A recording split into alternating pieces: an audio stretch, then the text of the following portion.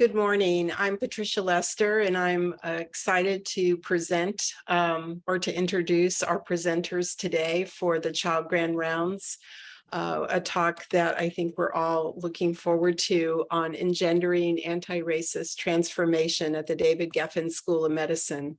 First, I want to introduce Dr. Eraka Bath. Dr. Bath is an associate professor and vice chair for justice, equity, diversity, and inclusion in the Department of Psychiatry, as well as being a senior advisor for the UCLA David Geffen School of Medicine Anti-Racism Roadmap.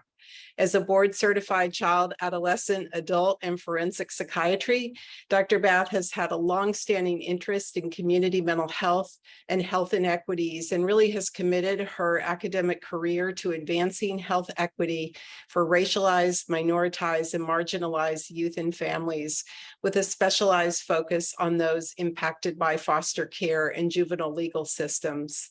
Her portfolio of research has included funding from the NIH, from NIDA, PCORI, and the Los Angeles County Department of Probation.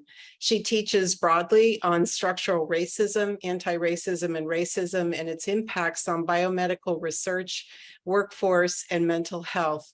As a senior strategist, she has led or co-led a variety of initiatives here at UCLA, including but not limited to restorative justice, the Racial Justice Report Card, the Anti-Racist Transformation of Medical Education, JEDI Academic Mentoring Council, and the Black, Latinx, Native American Faculty Collective. Dr. Bath has been very busy, and we appreciate her leadership. She's joined today by Julian McNeil.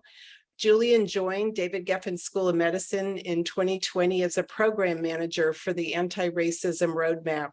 Julian led critical projects, including submitting a successful application on behalf of DGSOM to the National Anti-Racism Transformation in Medical Education program, and serves as a content lead during the development of Transforming Our Community, an introduction to EDI concepts, reinvigorating the White Coats for Black Lives student organization in support of its racial justice report card work, and catalyzing tracking our progress towards accomplishing the tasks in each of the 11 focus areas of the Anti-Racism Roadmap. Julian is an accomplished change management consultant, school leader, and classroom teacher with 15 years of experience in facilitating organizational and individual learning. We look forward to their talk today. Dr. Bath? Thank you, Dr. Lester. Okay, we're just going to say that myself and Mr. McNeil have no financial disclosures. And we're going to start with this video.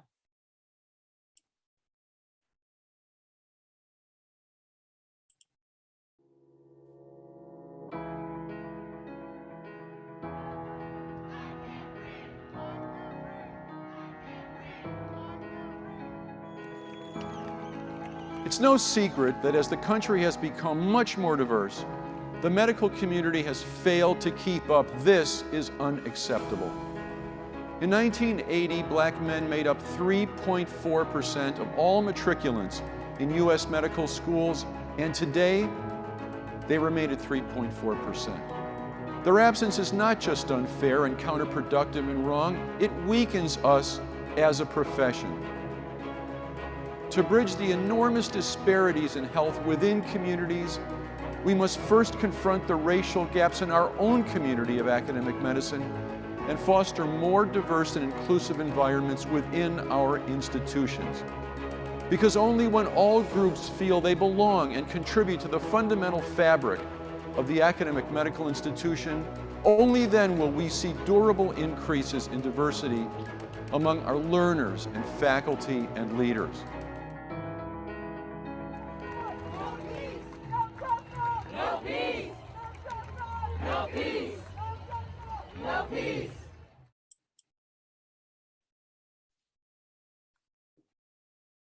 Great, so thank you all for watching that short video that was published by the AAMC. I want to invite you to take a few seconds to capture a word or phrase in the chat box that indicates how you felt or what emotions you experienced while you watched the video. So what came up for you? You see disappointed, angry,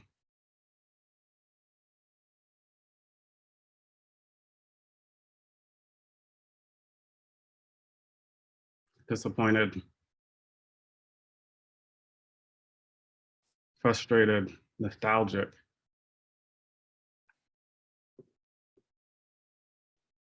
Great.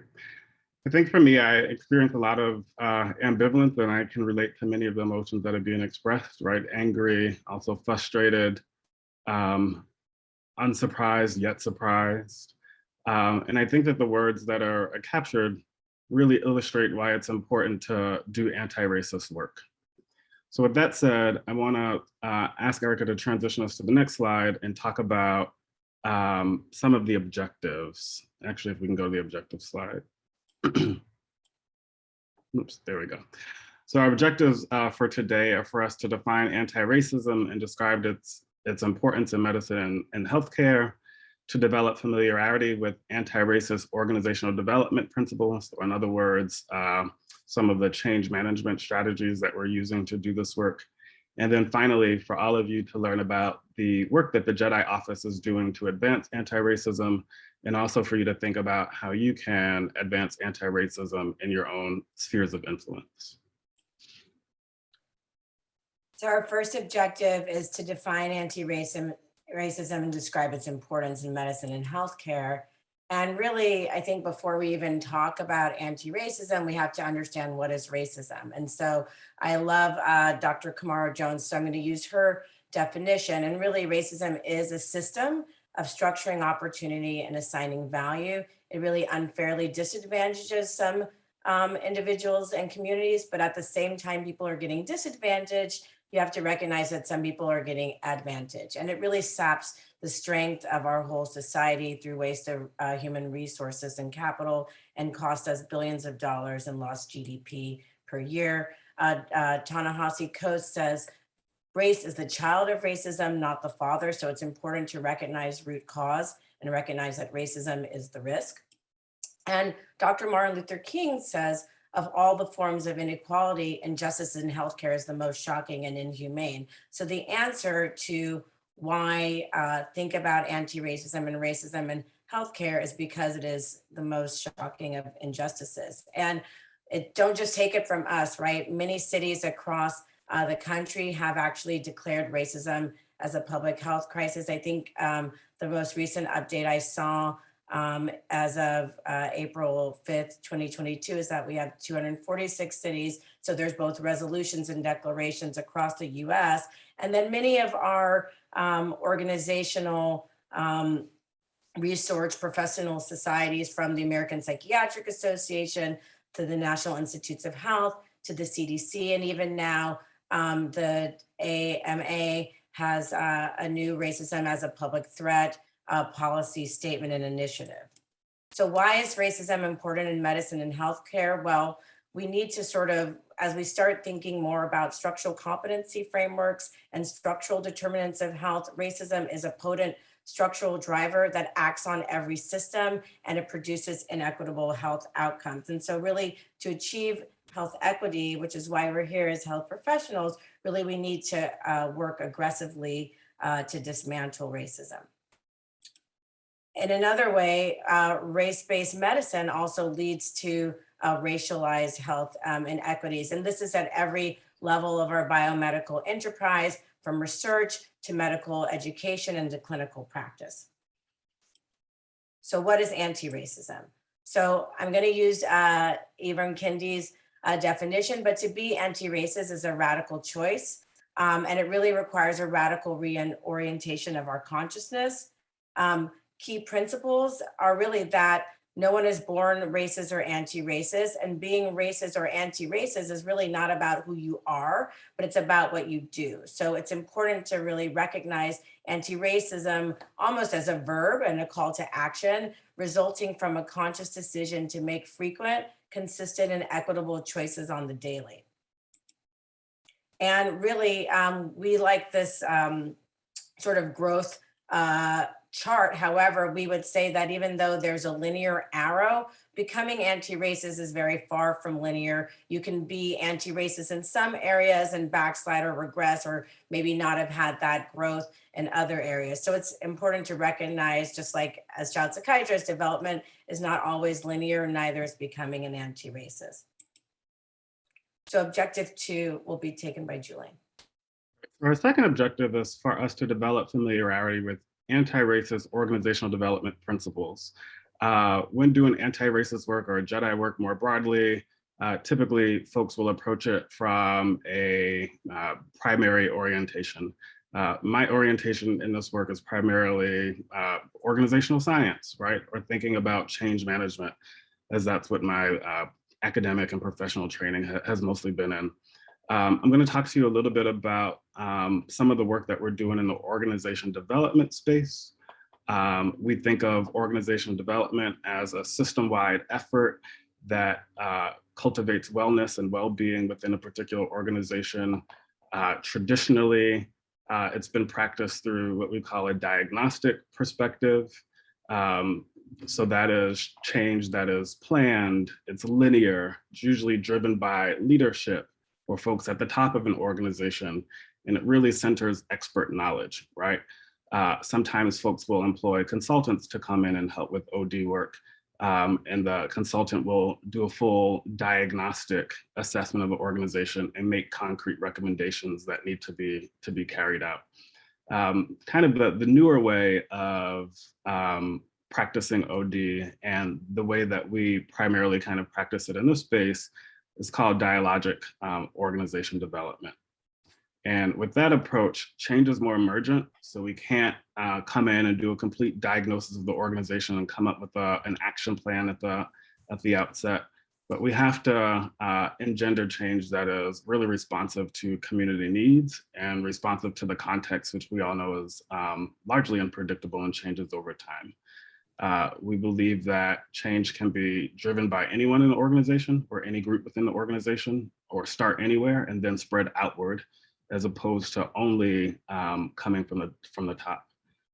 We also center local knowledge, right? So we think that institutional knowledge, or knowledge of institutional history and context and working relationships, is super important in this work.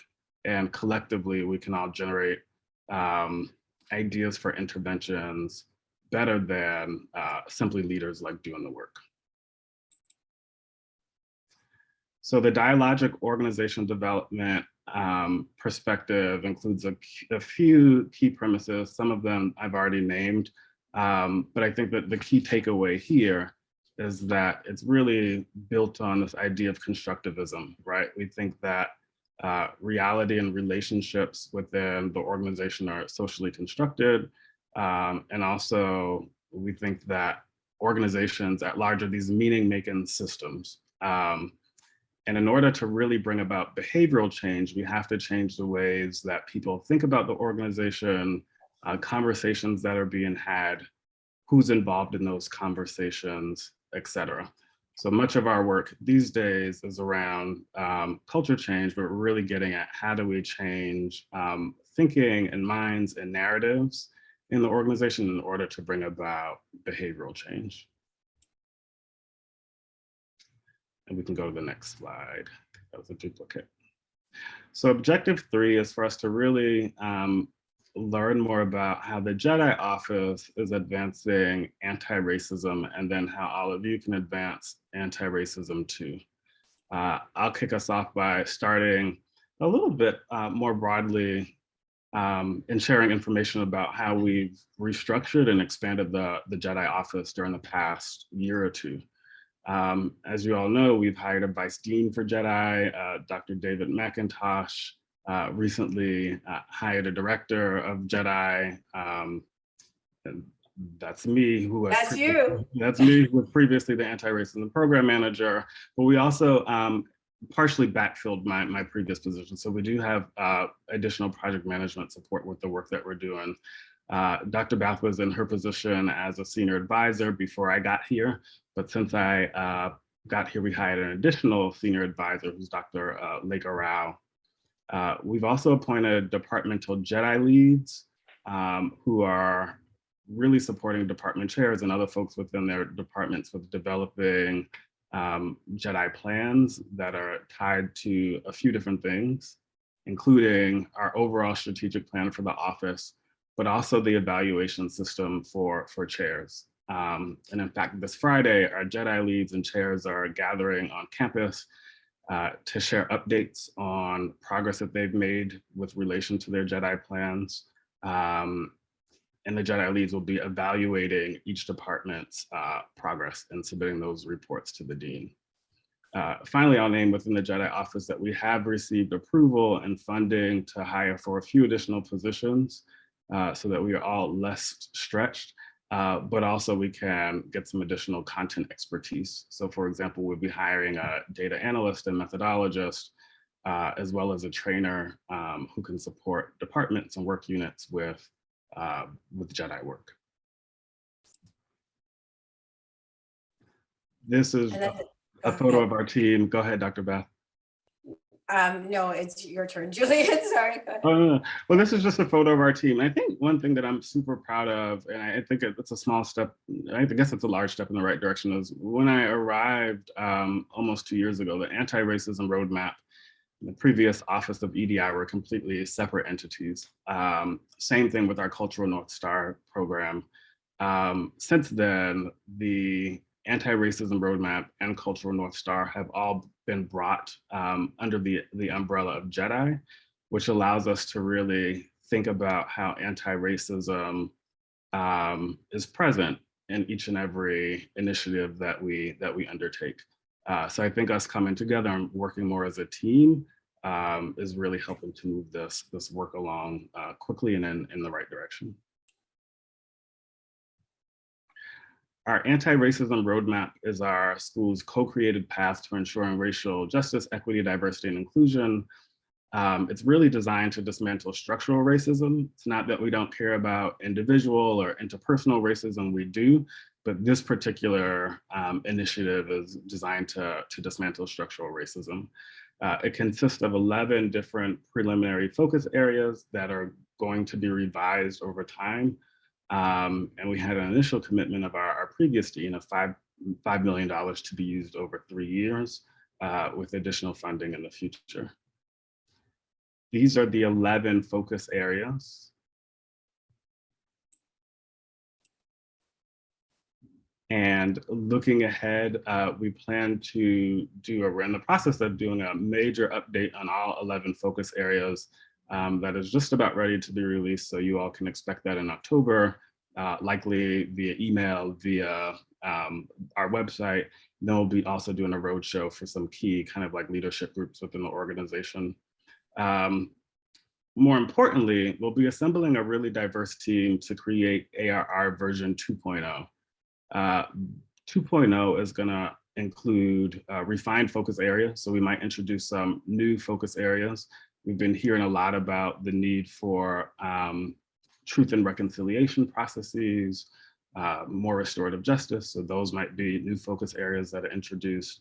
And then we'll also condense existing focus areas as needed. Most importantly to me, I think is really transforming all of our goals into SMART goals. As we undertook the update this year, we learned that while some of our goals were admirable, they were super hard to measure, right? So we had things in the roadmap like mitigate the minority tax. We struggled with how do we operationalize that and how do we really track if we've made progress. So in this next iteration of the roadmap, each and every single goal will be operationalized in a way that allows us to better measure progress over time. And shameless plug here, if any of you all are interested in supporting that work, please reach out to Dr. Bath and me, because once again, we will be putting together a committee to undertake that. This is the last slide I'll talk about, and then I'll transition to Dr. Bath. This is the model that we like to use a lot in organizational development consulting. It's just a visual of an iceberg. Typically with an iceberg, only a small percentage, like 10% of it lies above the water, right? And it's the things that you can see within an organization. So things like vision, a strategy, which might be posted on a website, or goals, policies, procedures, structures. So those are all of the things that really the anti-racist roadmap addresses. But you can see about 80 to 90% of the iceberg actually lies below the surface of the water, right? And you can't see these things like values, unwritten stories, or assumptions that people have, or biases, or feelings about change. And what happens is when you don't pay attention to those things that lie beneath the surface, your organizational change efforts will be hampered. So we recognized that pretty early on in this work, and decided to apply to the anti-racist transformational medical education program that Eraka will talk to you about. And this program is really designed to help us address those things that lie beneath the surface. Thank you. So the Anti-Racist Transformation Medical Education Program, also known as ART in Med Ed, is a really unique opportunity for us to participate in. Julian and I applied and we were selected as one of 11 schools. It is out of Mount Sinai Icahn School of Medicine. And they really started with their own internal process and developed a curriculum to actually lead other institutions for this change. So we're in partnership with Icahn and other medical schools around the country. And it's really to engage in a community of practice with these 11 other schools to practice anti-racism and really understand how to get at it through the below the iceberg institutional level for true transformation. Just quickly, what's I think great about the program is that it's a mix of public, private institutions. There's a Canadian institution as well, both in terms of diversity in terms of when these institutions were established, as well as the size. And the aims are really to develop and expand capacity of medical schools to dismantle systemic racism and cultivate a community of practice. And so what's been really great about the space is that we have a public facing, public engaged with other medical schools in terms of how to really cultivate best practices. And really transformational change is the below the iceberg change. So it's profound, fundamental, and it's really altering the very nature of something. And so this is really kind of what we're trying to get really at roots. And again, looking at this iceberg, it's really sort of trying to get at some of the unwritten rules, stories, and feelings. And we do that via a variety of mechanisms. This is really to highlight some of the strategic priorities that are happening in the JEDI space, and Vice Dean McIntosh, as well as Dr. Briggs Melanson have come together. So JEDI, Justice, Equity, Diversity, Inclusion in the Medical School, and HEDI, Health, Equity, Diversity, Inclusion in the Health System, have come up with 4 strategic priorities. And these are sort of going to be part of our roadmap. So if we think about transformative change, we're thinking about them along these axes. And so their strategic priorities are really, and this is what vice chairs and departments and all of us are going to be sort of working towards, or looking at things in the patient care sphere, community engagement, people, climate, programs, policies, procedures, and practices, and professional development and education opportunities. In addition, we'd like to highlight just some other initiatives that are happening at these different levels. So an important student-led initiative is the Racial Justice Report Card.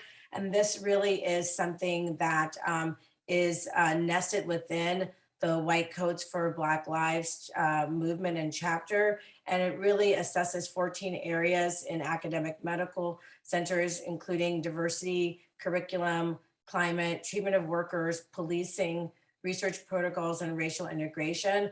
Over 25 medical schools have racial justice report cards.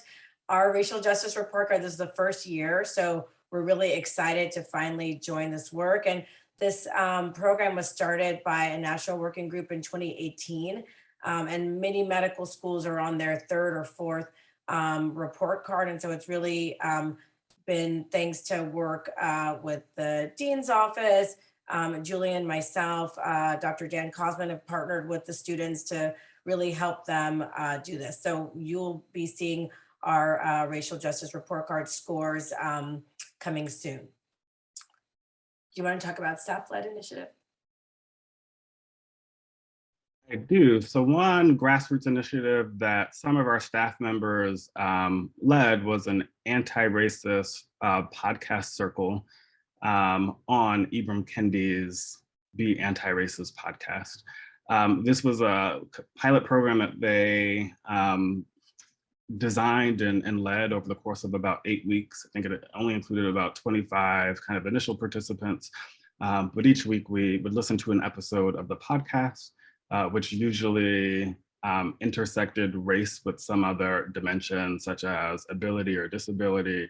And then we would get together for an hour, usually around lunchtime, and talk about what we heard, right? And there was a guided discussion, also facilitation questions that were developed in advance. And these conversations occurred as a whole group, but then also we went into breakout rooms and folks took turns facilitating, right? I think what was particularly powerful about this initiative is that not only was it staff-led, but the staff who led it were very transparent about the fact that they didn't have much facilitation experience. It was their first time doing this work. They all said that they were pretty nervous to do it, but we came together and it felt like a very organic space.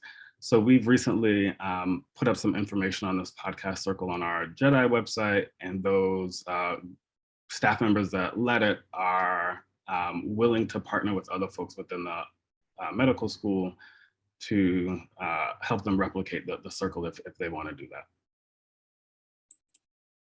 A faculty-led initiative that's happening, and this was co-created in partnership with the Black, Latinx, Native American Faculty Collective, and under the auspices of former Dean Martin and Kelsey Martin. And basically we created something called the JAM Council, or the JEDI Academic Mentoring Council. And it was really established to promote and retain the professional development of early career faculty who have marginalized identities, and really do that through intensive and intentional mentoring practices. Mentoring is critically important for academic success, but many individuals who are historically underrepresented or marginalized don't have access to mentorship. And so we really thought that mentorship was a primary driver of attrition and retention. And so thought about cultivating a community where people can receive more intentional mentorship and really understand the hidden curriculum of how to survive and thrive in academic medicine. So this is an institutionally sponsored initiative that was really, I think, grew out of grassroots collaborative conversations with the dean's office and affinity groups. And so we are halfway through our first year. We have around 23 scholars from across the medical school and across health sciences campuses, as far as Fresno, all of you, Harbor, et cetera. And so really thinking about, we gave you sort of a snapshot of some initiatives that are happening. These are not all the initiatives that are happening in the medical school or the health system, but just a snapshot. And so thinking about this, where do we go from here? And Julian and I came across this quote as we were prepping for this talk, and we thought it was so telling, because this is from Dr. Martin Luther King way back, but he says, in spite of a decade of significant progress, the problem is far from solved, right? The deep rumbling of discontent in our cities is indicative of the fact that the plant of freedom has grown only a bud and not yet a flower. So how can we start really bringing more of these things to fruition? And that's really going to be you. So really also thinking about how we set this framework back to Dr. Kamara Jones's work is really, she asked us to always interrogate, how is racism operating here? And as we try to think about transformative change and going below the iceberg, we have to identify mechanisms, right? So the who, the what, the when, and where of decision making. the policies, the written how, the unwritten how, right, of practices and norms, and the values. What are the stories? What are the feelings?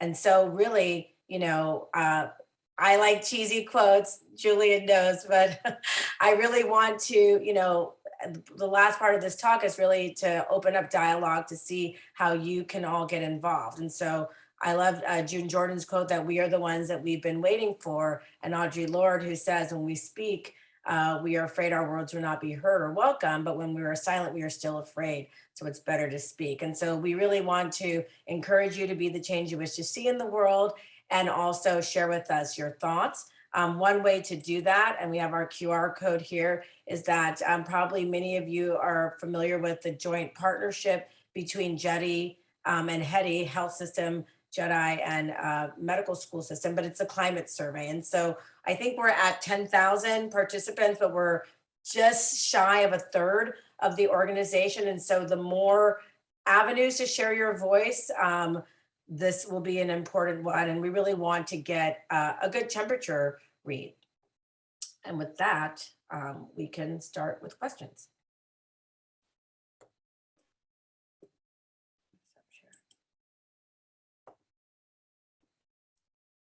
So if you haven't already, we do want to invite you to put any questions about any of the initiatives or theoretical frameworks or work that we're doing in the chat box. But if you have other questions, related to anti-racism, feel free to pose those as well.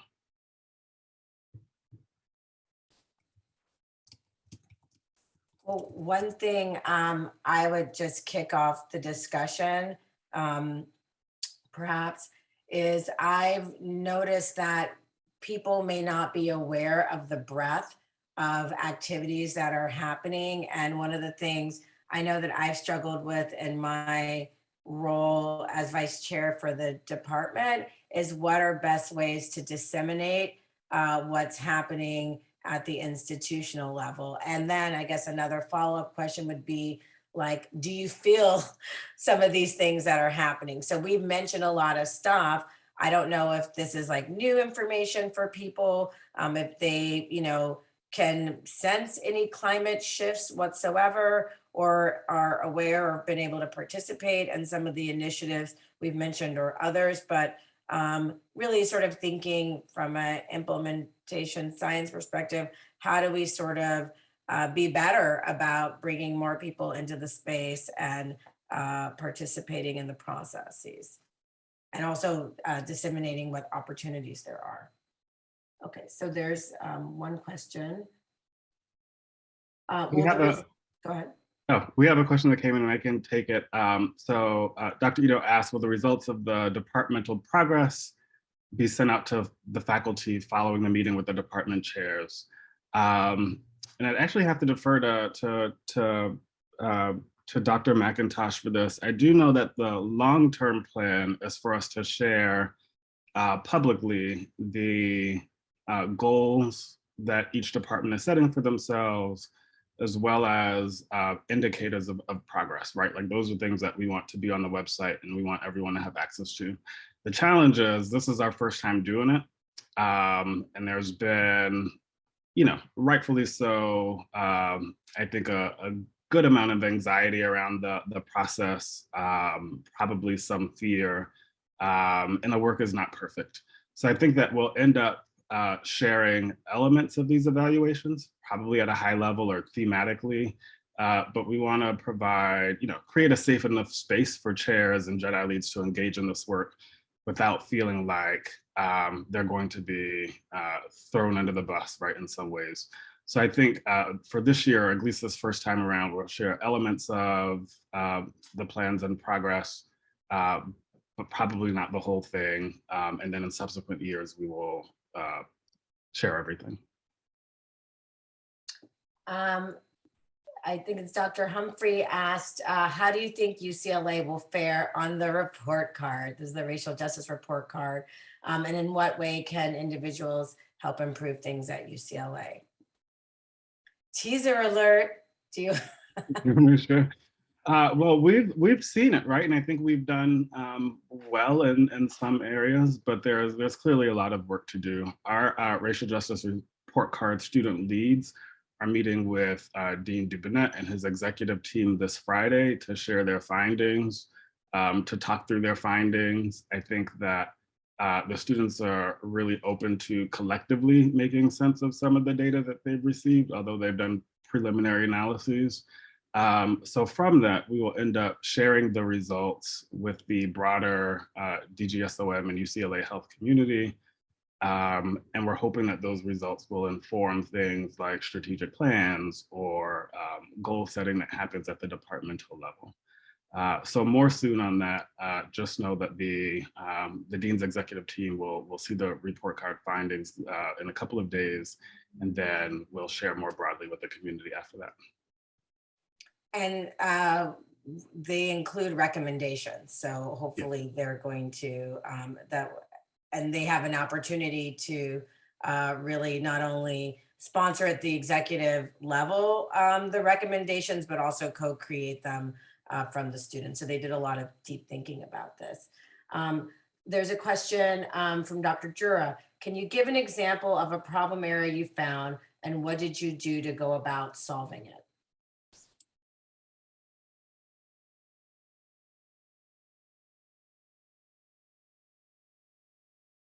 You want to take that? Sure. Well, I can say that working in this space there's constantly fires happening throughout the health system and medical school. And so we are almost like a Olivia Pope from Scandal, which I didn't really watch, but she would fix things and be glamorous. And then also just really thinking as an organization how to respond to harms as they happen both institutionally. So during Julian and my tenure, the JAMA podcast was one issue that came up. And so sometimes there's current events that are happening that impact our community as a whole. And so that was one incident where it was pretty public and covered by the New York Times, where one of our faculty members, stated that, basically racism, more or less that racism didn't really exist for physicians, or doctors can't be racist, and really called into question this notion of structural racism. And he was with another professor who had UCLA affiliations and was actually supposed to be one of our keynote speakers for graduation. And people were really upset about this. It really shined a spotlight on the Department of Surgery, where this faculty member was, and there was a need to really address the harms in the community. And the harms were felt at different levels, right? Similarly, also, when the Daily Bruin article came out in March or February of this year, and that impacted us specifically in psychiatry. And so this sort of collective, moan and groan. And so what we did was we used restorative justice practices and a consultant group to try to address these and think about how to address it using organizational development framework. So that's been sort of a way that we've, identified problems in climate and culture, and just people's sense of, when there are these larger threats that are happening that really impacts people's sense of belonging. It aggravates their sense of not belonging particularly. And so we've been employing restorative justice in that way. I'd add one thing that I've been concerned with, and it's gotten better since I've been here, is really the kind of fragmentation of this work, right? I think I noticed very early on that there was lots of good work happening in the organization, including in the dean's office, but we were working in these silos, and we were not able to synergize in powerful ways. So one thing that we've done to help with that is we've turned inward. We've restructured and expanded the JEDI office, as we talked about earlier. But we also recognized that we had some relationship building to do within our own team. So we brought in a restorative justice facilitator within the JEDI office and HEDI offices. We went through restorative justice processes to learn how to better hear each other, listen to each other, work better together. And we also thought about in different ways or a different process, how do we really strengthen our own internal accountability and responsibility systems. Why this was important to me was because there's a lot of research, longitudinal, large-scale research that shows that JEDI efforts in organizations such as implicit bias training or mentoring are really amplified when there are strong organizational responsibility and accountability structures in place. It seemed like we were doing a lot of the initiatives, trainings, mentoring, different programs, but the accountability structures weren't there when I first arrived. So I think we've done a lot of work, particularly with the department chairs and the JEDI leads, as we talked about, with developing those departmental plans, but also thinking about how the JEDI office is staffed and managed. So we're moving in the right direction. And finally, I'll say that, you know, we recognize that there are many things that we weren't addressing, those things that were kind of beneath the surface in the iceberg model, right? So like tension and resistance, we just, you know, it was just things like many organizations that were just kind of ignored. So I think one thing that we did to support that was apply to the Art and Med Ed program through Mount Sinai, which has really helped us work through some of those issues internally. So Dr. Rojas has a question. So hi, Dr. McNeil, Dr. Bath, thank you so much for this talk. Apologies if you already spoke on this, but are there specific ways, opportunities for Asian and Black solidarity work, particularly for Asians to participate in amplifying the efforts toward Black liberation? And thank you, shout out. So I'll start with this. There in the winter of 2021, I believe like November, late October, the AAPI, Asian American Pacific Islander Faculty Collective was formed. And what's been great about that is that they reached out to BLNA, the Black, Latinx, Native American Faculty Collective, to partner. And I think one of the really exciting things is that these two groups, faculty, I would say, speaking with my faculty hat on, we did not have affinity spaces like the medical students and the residents and graduate students all do. And so we were missing each other and not really able to form community, particularly across shared identities and marginalization. And so that's happened. And I think that because of that, organizing, some changes are afoot. So there is, I'd say at the faculty level, really active BLNA and AAPI alliances. We strategically partner the AAPI faculty group, and they sent a list of demands to the dean's office and Vice Chancellor Mazziota. They actually used a lot of the original BLNA anti-racist demands. And so there is intentional partnership around, shared issues and oppression. And so that's been really great. And I'm not really sure what's happening at the medical student space, but there is partnership in terms of like our racial justice report card collective group of medical students is a Black, Asian, Latinx, white. It has all, it's, very inclusive.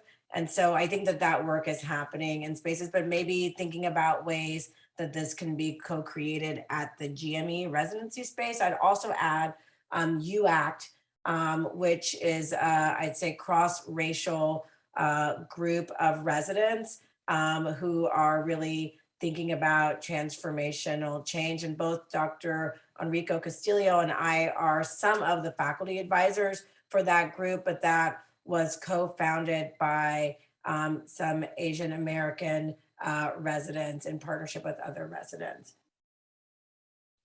And I think that's a great question, and something that I think we need to do better with within the Jedi office is just promoting opportunities for people to become involved, right? But I feel like it's super important to look out for those opportunities too, by checking the website, going to events. But don't forget about your own, I keep referring to this phrase, like sphere of influence.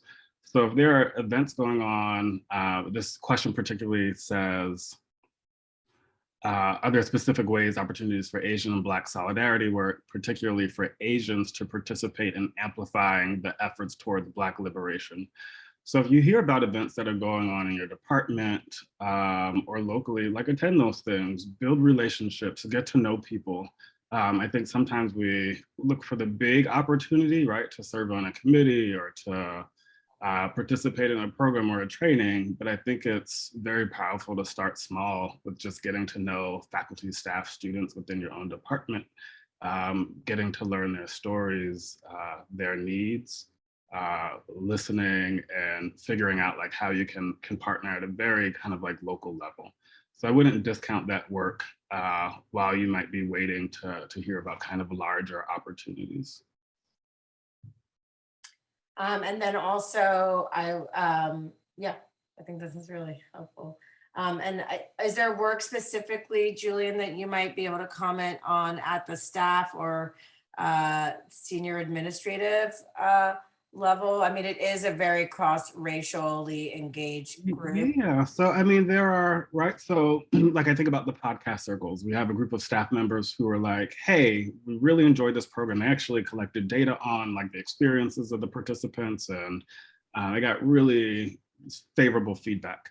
I think of like, for example, someone could reach out to them and say, hey, I want to start a similar podcast circle, but really center or have the theme be Asian Black like solidarity work, right? So you could work with those staff members to like replicate that process. Also, we didn't talk about this, but we've received permission to establish an artist in residency position within the Jedi office, which is related to an area of the roadmap called spaces. We're thinking about how do we make our physical spaces more inclusive on campus? How do we capture the diverse narratives and stories? But we'll be looking for folks to join a committee to support the development of this position, right? Like, what are we looking for an artist? What should the call for proposals look like? What types of education might this artist be able to provide faculty, staff, and students? So, keep an eye out for a call for that, but also feel free to follow up with us if that's something that you're interested in. And we can think about how to do that work in the space as well. So a question from Dr. Meza. Is there any way to somehow assess how anti-racist training can change and maintain attitudes and behaviors? The challenge with anti-racist initiatives is capturing how they impact or change people's attitudes and behaviors. It would be interesting to hear your thoughts.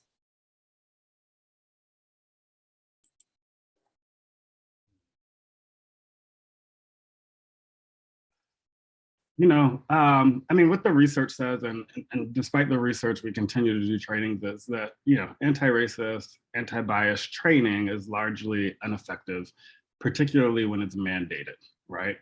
Or made mandatory by leaders or organizations.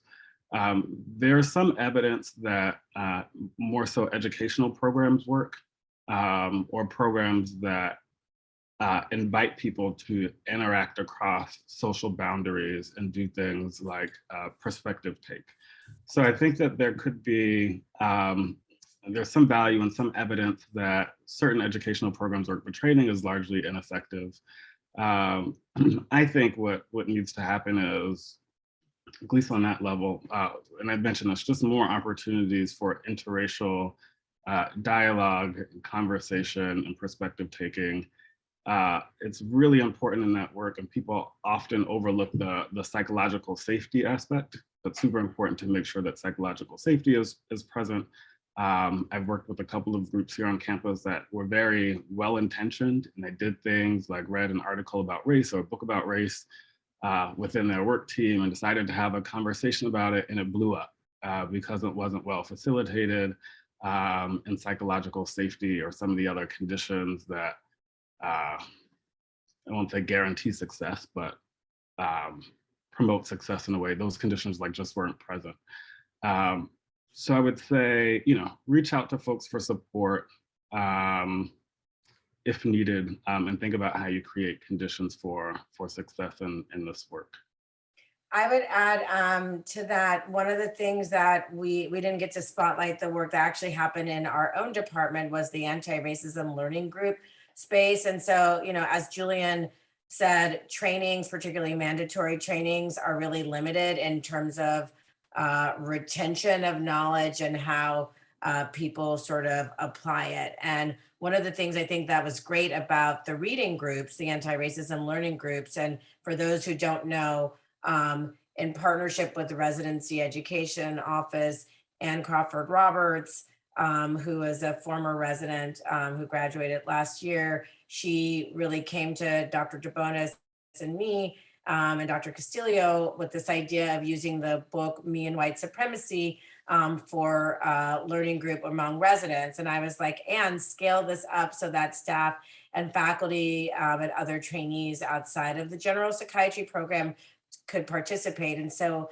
I believe in year one, now it's on year two, we had around 58 participants. I think year two, it's around 30 folks, but that's huge. And it's across these different disciplines. And it really speaks to needing learning opportunities that are in community and that are also experiential. And so I think that has been really helpful. So the extent that we can pair, because we're never going to get rid of mandated trainings. That's just part of, licensure and accreditation. I mean, it's just part of the, structures that we have to have. But I think if we can create more opportunities for experiential learning and community building, I'd also add that some of the goals of restorative justice practices, particularly as we think about rolling them out, are going to be focused on community building. So thinking about principles of restorative justice and really are anchored first in community. And really this notion, the African notion of Ubuntu, right? Our interconnectedness, our interdependentness. It's the philosophy is I am because you are. And so by building community first, I think that can really help sustain some of the anti-racism efforts. Okay, Dr. Milkowitz, what methods do you suggest for addressing the below the iceberg attitudes and reactions that can fuel racist behavior? I go back to a point that I made earlier. It's the kind of key component of the dialogic organization development approach. And that's this idea of to change behavior, you really have to change attitudes and thought processes. But to change those things, you really have to be aware of what they are. So what I would recommend or suggest is that folks really get to know the stories that, that you're telling yourselves about what it means to be a member of this organization, right? We all have these different stories that are influenced by our environment and our experiences. And also, think about what are the stories that your colleagues are like telling themselves and telling others about like what it means to be a member of the organization. To get more concrete with it, I came to the organization and this is just one example, faculty members said this is a very racist place, right? This is a Black faculty member that I spoke to, very racist place. It's really hard to get anything done. There's no support. And these are all of the reasons why. Later on, I encountered a different faculty member, also Black faculty member, that said, I really love this place. Pretty new here. Feel really supported in my lab. The institution has been really graceful during COVID, like couldn't be happier. But there are sometimes these competing narratives that exist that I think we need to dig into and think about how we can shape them or how we can transform them, right? So if we can reshape thinking about what it means to be a member of the organization, perhaps it goes from, goes from this is a really racist place to it was really racist in the past, but we've made some progress in these ways and it's a learning organization. Like that's a whole different orientation and a whole different outlook on the work that could lead to a different set of behaviors.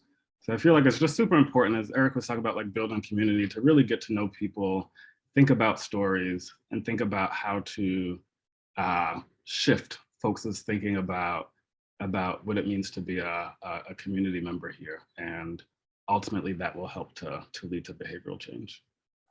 Two things, Julian, just to piggyback on what you said that you've taught me is like that podcast, The Danger of a Single Story, right? The multiplicity of our narratives, like in community, and be open and receptive that people are going to have different experiences based on their own sort of positionality along axes of, oppression and marginalization and privilege. And so, but those voices matter, and getting time to really know people and let them be in their truth. And then also the importance of celebrating the wins, right? We are not perfect as a medical school, and we have a long way to go, but we are actually making really important strides in a range of areas.